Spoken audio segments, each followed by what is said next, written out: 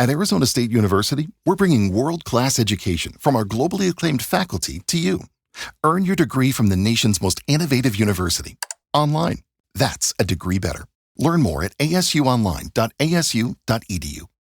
Hey guys, back for another episode of Trump's The Art of the Deal, Trump cards, elements of the deal. Deliver the goods. Trump says, you can't con people, at least not for long. You can create excitement, you can do wonderful promotion, and get all kinds of press, and you can throw in a little hyperbole. But if you don't deliver the goods, people will eventually catch on.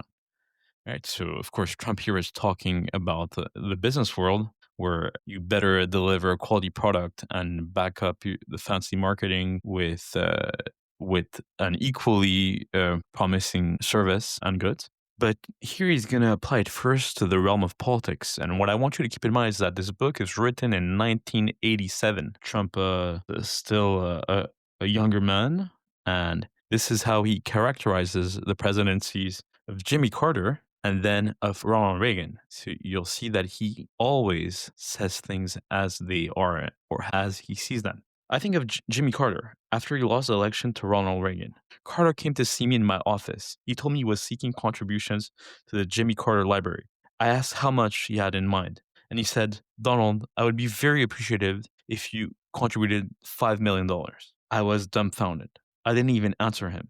But that experience also taught me something. Until then, I'd never understood how Jimmy Carter became president. The answer is that as poorly qualified as he was for the job, Jimmy Carter had the nerve, the guts, the balls to ask for something extraordinary. That ability, above all, helped him get elected president.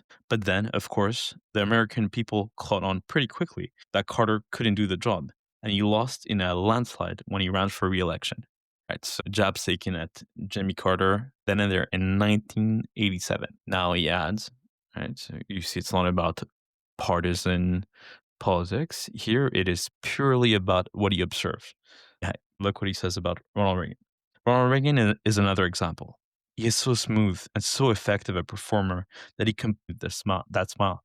So when Trump publishes these sentences, Ronald Reagan is still in office.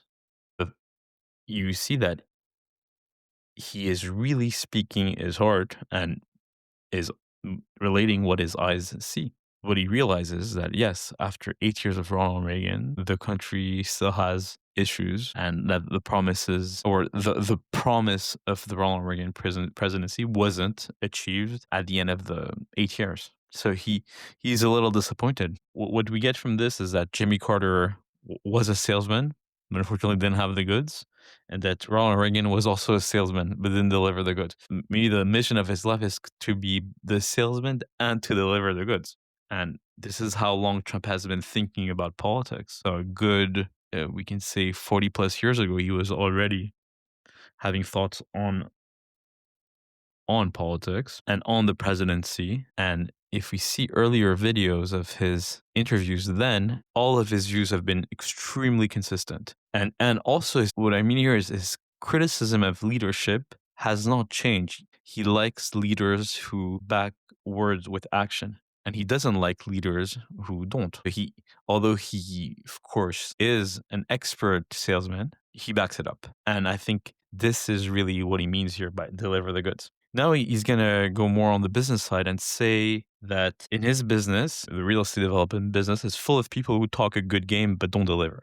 When Trump Tower became successful, a lot of developers got the idea of imitating our atrium, and they ordered their architects to come up with a design. The drawings would come back and they would start costing out the job.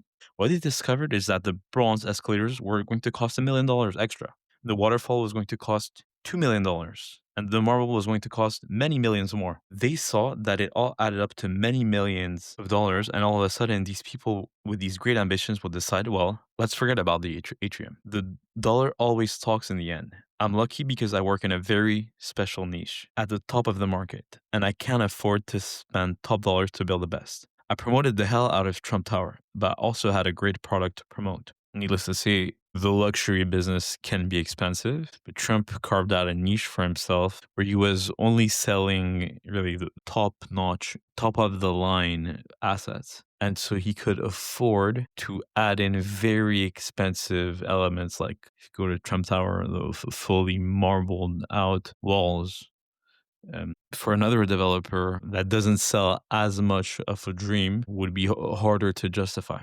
And so, as good as your promise is, make sure that you deliver the goods. And this is the lesson from this mini chapter.